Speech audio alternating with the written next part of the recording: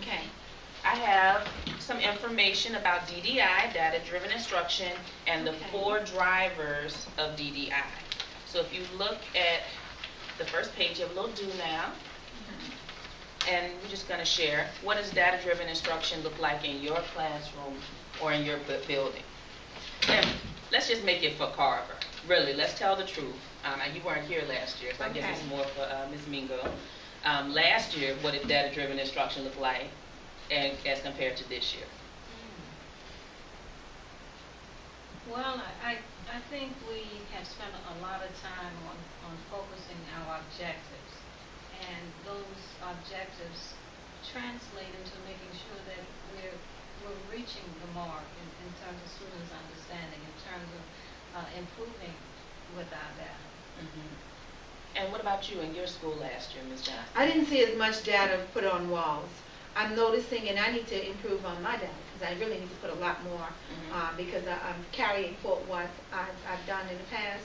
But what I see around here is a lot of data walls, and which tells me that I see a lot of data walls here, more than I've seen in the past anywhere else I've ever worked. They're showing, this is, and the data-driven is what they're after here.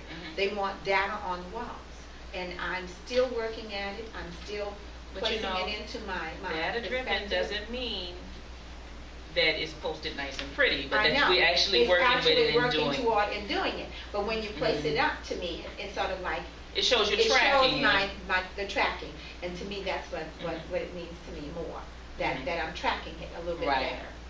Well, what we're doing within our team is really trying to dig in, work with the data, and it's good because you're not one teacher alone on the island. We kind of collaboratively can do this. Anybody have a burning question about DDI? Data-driven instruction. Data-driven instruction. Okay, so we have our drivers of DDI. I like this graphic organizer because it's steps. Yeah. Remember last year we had our steps for writing. But it begins with creating a data-driven culture. And I think that, like Ms. Johnson said, the data walls that we're doing involve the student. It does. They can see their progress. And you know what? And it involves them a lot more. And so my problem is, and I need to get charts. So next time you're around, some charts where I can show them. I want to show them objectively who has done what, and as far as doing well objectively.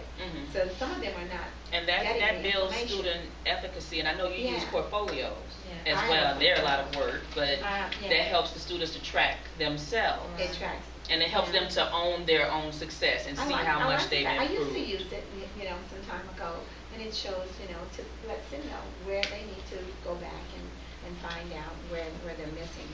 So what's the next step after data-driven culture, Ms. Johnson? How are we going to utilize your assessments, your interim assessments? And our first assessment was a pre-assessment.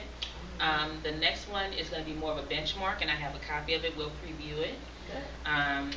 And then the next step is engage in teacher-owned, test-in-hand, deep analysis.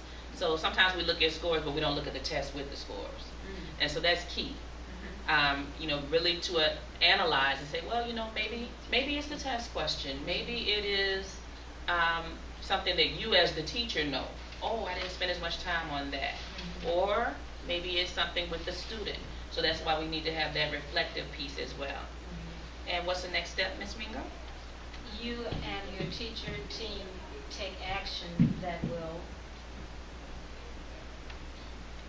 lead to dramatic gains in student achievement for all of our students. So that's the goal of DDI. So let's talk a little bit about the assessment. This is a math problem, I know. But we were talking about how assessments define the standard. So the test questions below are based on the same standard, Common Core standard. We know Common Core is coming. Second grade math standard, use addition and subtraction within 100 to solve 1- and 2-step word problems involving situations of adding to, taking from, putting together,